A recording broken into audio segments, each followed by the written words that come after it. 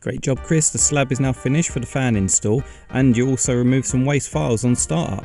Damien with an amazing before and after, and Jake creating 30 new cam bands and removing the sharp glass from the clock, so that's back ready for use now, and fixing what bugged him with some magnets on the plug.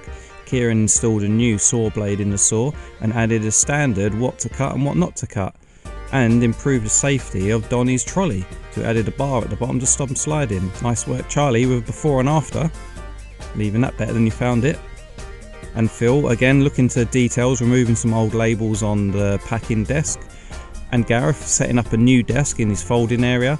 And great work Swavek with a fan with 3S, you clean that before and after, some boxes for your brackets, and also great work Peter with an air blower on the crane. Jim securing the lights, great job, and Josh emptying the hoover. Let's remember to empty it when it's full everyone. And Alex and the office crew with a before and after, leaving it better than you found it and fixing what bugs you. Fantastic.